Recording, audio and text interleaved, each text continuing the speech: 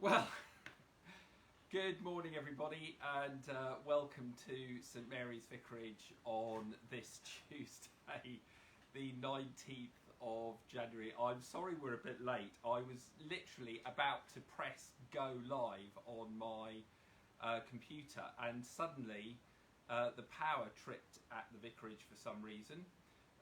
Which was a complete pain because it meant that my computer shut down, and I don't know what caused it to trip. I think somebody was using a hairdryer or something upstairs, and as a result, of course, it means I had to reboot my Mac. And anybody who knows what it's like to reboot a Mac, they're brilliant when they're turned on and left turned on, but it can take ages. So as you can see, my Mac is going through the process of rebooting, and because I don't reboot it very often, it's probably decided it's also going to download all the updates as well. So it meant a scrabbling around and grabbing my tripod and quickly sticking the phone, my iPhone on the tripod to deliver this message. Anyhow, we're here now, folks. Good morning to you all, and I hope you're well. Hope you had a good weekend. And of course, Monday's my day off, so that's why there's no broadcast on Tuesday. But I had a pleasant day yesterday. The most exciting, I went to Lidl, which was very exciting. That's about as far as I got yesterday. Was going to go for a walk in the afternoon, but then of course it absolutely tanked it down. So I had a very productive afternoon and early evening scanning in negatives over the summer and such like. I took lots of oh look, here we go, it's booted up now. I took lots of film, shot lots of film, and of course I process it by hand, develop it by hand, and I can do about 2 rolls in one go with my chemical drum. So I've got quite a few negs that I've processed but not scanned in, and I've also got a drawer full of exposed film that I need to do. So that's what I'm doing during lockdown. So so there we go. So that was quite interesting. Of course, I could have broadcast to you this morning from my bed. There was a very interesting thing on the radio yesterday about how people now. At first it was sort of people getting just broadcasting obviously from home because of the lockdown, and then people wearing pyjama bottoms but just putting a shirt and tie on. Just to prove to you, I have actually got, I'll stand back here, I have actually got proper trousers on. And then people gave up with that and just sat in meetings in their pyjamas, and apparently the next thing, the latest thing now, is not even bothering to get out of bed. Anyhow, so I decided to completely buck the trend this morning, and I've actually put a tie on rather than the normal cravat. Particularly as I've got quite a few Zoom meetings today. They sort of stacked up. I've got a planning meeting directly after this at 10:30 to look at our Easter webinar planning that we're doing. So there we go. Anyhow, lockdown continues. There does seem to be some positive signs that we may have just got over the peak of the virus, though it is increasing in other areas. And of course, I think we should be aware that the figures in Dorset have been high compared with the first lockdown. There really have been quite a few cases around here. I haven't managed to do the search this morning for just to look at the very detail, which gives you the sort of cases for our sort of postcode area, which takes in Handley through to Alderholt. But I will do that a little bit later. Now, of course, we had a slightly different service on Sunday. We did our sort of Zoom breakfast church. Thank you for the feedback that people sent. That was greatly appreciated. It seems to have gone well, and people seem to have enjoyed it. So we will do that again. We'll probably try that again in February, because I expect that we'll still be in some sort of lockdown until half term, till towards the end of February. So we will try that again. I'm glad people glad people enjoyed that. This coming Sunday, it will be a online service again, but we'll just be broadcasting via Facebook in the normal way, and I'll have a think about what we can do then. Anyhow, today is Orthodox Epiphany, and 3 years ago I was in the beautiful country of Ethiopia, 19th of January, and I was celebrating their Epiphany feast, which is called Timkat, which focuses on the baptism of Christ. And we were in Addis Ababa, and it was the most amazing ceremony. The night before, the day before, there had been huge processions through the streets, which we were involved in, and I was very lucky to photograph, which with thousands of people eventually ended up in a very large area, probably bigger than a football stadium, that has a sort of a pool in the middle of it with a big statue of John the Baptist. And then the next day I was very privileged to be part of an exclusive group from the Oxford Diocese that celebrated Timkat with the Archbishop, the Orthodox Archbishop of Ethiopia. And I was able to photograph that. And of course, in Ethiopia, the focus on Epiphany is the baptism of Christ as opposed to the visit of the Magi. And there's a the worship starts the day before. You pray all night, and then there's a long ceremony of several hours in the morning that begins at dawn. And then finally, everybody gets absolutely drenched. If you're near a river or water source, you actually go into the water.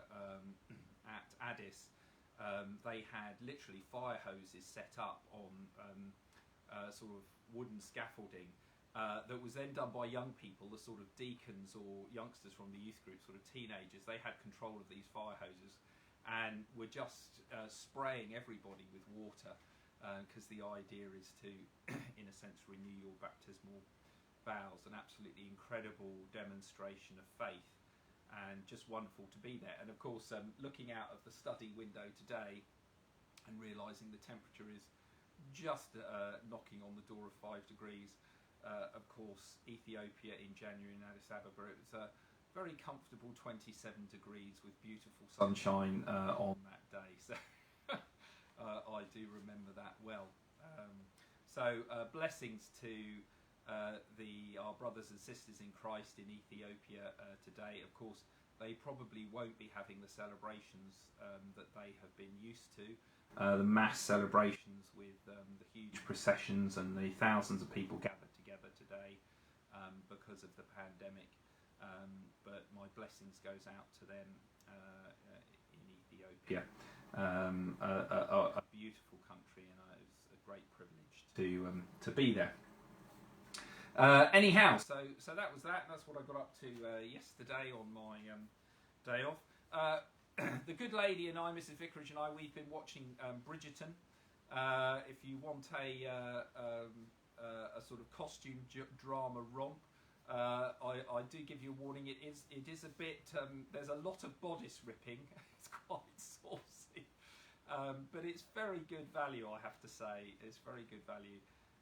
And a lot of fun, and that's available on Netflix. I think we've got two more episodes to go, but it's very much in the sort of Jane Eyre type thing. It's all beautifully filmed in Bath, or a lot of it is filmed in Bath. If you've been watching The Crown as well, we saw the last episode of The Crown on Sunday.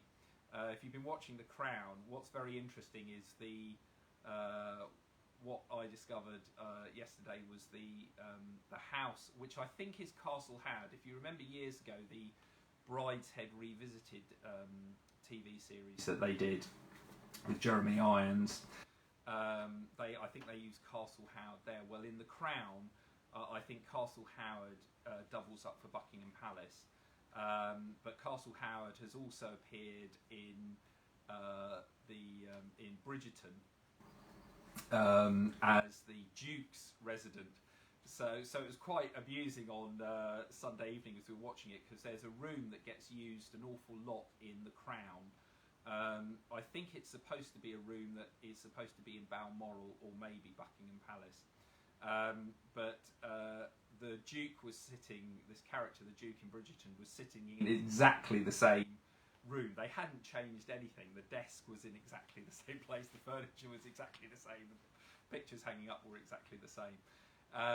So it's very interesting. Obviously, both productions are done by Netflix, so they're obviously using the same locations. It reminds me the trickery that TV and film productions used.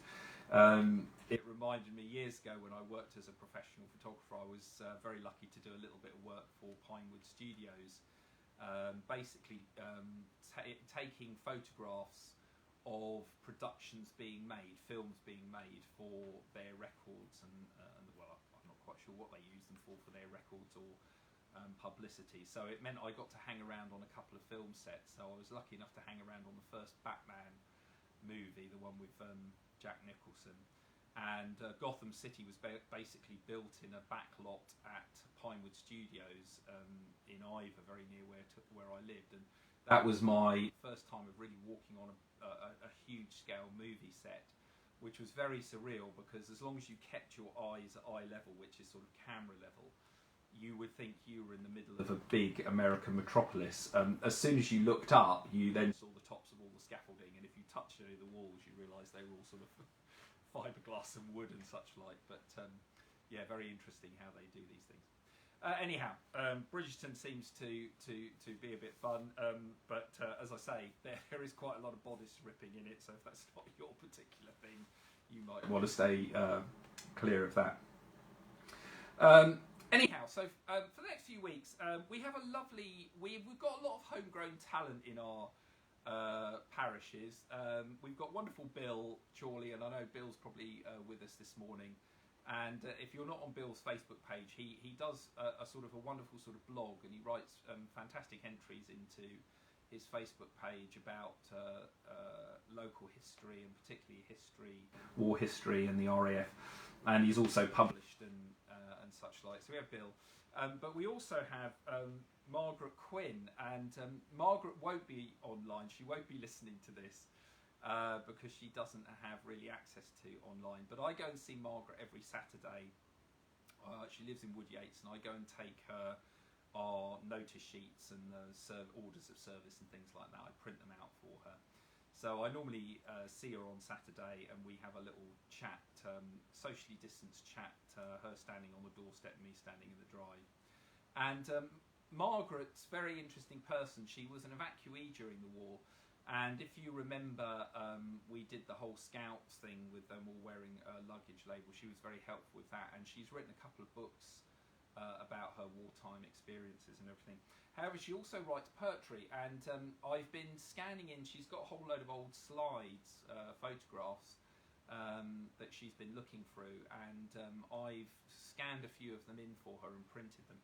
And she very kindly gave me some of her poetry books, and I thought, well, what a great thing. And so what I'm going to do, and I hope it doesn't embarrass her, I will tell her this, is I'm going to read some of Margaret's poems to you over the next few weeks. And the first one, she's given me 3 little books. So this is her first one, Quintessence, selection of poems by Margaret Quinn. The very first one is called Pembury Knoll, and one of the photographs I scanned in and printed for Margaret was of Pembury Knoll, so very appropriate. So I'm going to read this poem for you now. The clouds hung high above the chase, in grey sattered rows. The wind sought softly through the trees, lifting my soul with its gentle breeze, as I watched night creep o'er Pembury Knoll, and day drew to its close. I had seen a glorious sunrise tint the corn with lights of gold, and saw a fox, its tail afire, loop slowly round the cattle byre, then take a path across the down, to vanish in a distant fold. In the quiet stillness of the morn, I heard the buzzards' lonely call, saw them wheel their up way high, a leisure's progress through the sky. whilst far below a summer mist stretched grew and covered all.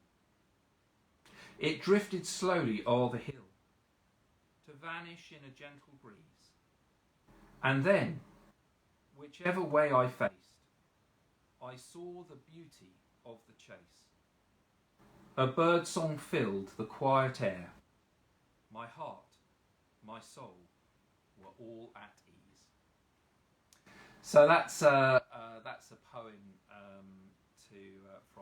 from Margaret Quinn called The Pembury Knoll. We'll have some more of Margaret's poetry. Now, I'm going to have to disappear in a bit because despite getting late online, I have got a Zoom meeting that will start in about 5 minutes. So let's just have our reading this morning, carrying on reading from, put my other glasses on because this print's very small, carrying reading from the letter of the Hebrews. So it's Hebrews chapter 6, beginning to read at verse 10. God would not be so unjust as to forget all of you have done, the love that you have for his name, all the services you have done, are still doing for the saints. Our one desire is that every one of you should go on showing the same earnestness to the end, to the perfect fulfilment of our hopes, never growing careless, but imitating those who have the faith and the perseverance to inherit the promises. When God made the promise to Abraham, he swore by his own self, since it was impossible for him to swear by anyone greater. I will shower blessings on you and give you many descendants. Because of that, Abraham persevered and saw the promise fulfilled. Men, of course, swear an oath by something greater than themselves, and between men, confirmation by an oath puts an end to all dispute. In the same way, when God wanted to make the heirs to the promise thoroughly realise that his purpose was unalterable, he conveyed this by an oath, so that there would be two unutterable things in which it was impossible for God to be lying, and so that we, now we have found safety, should have a strong encouragement to take a firm grip on the hope that is held out to us. Here we have an anchor for our soul, as sure as it is firm and reaching right through beyond the veil, where Jesus has entered before us, and on our behalf to become the high priest of the order of Melchizedek, forever and ever. This is the word of the Lord. So another beautiful reading there from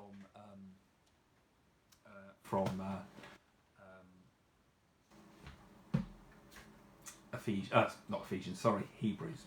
So lovely to be with you this morning. I'm sorry I've got to dash and we started a bit late. My computer thankfully has now come back to life, which is good because I've got to fire up Zoom. But I hope you have a great day in whatever you're doing today, and I shall be with you again tomorrow at 10 o'clock. Let's just finish with the grace.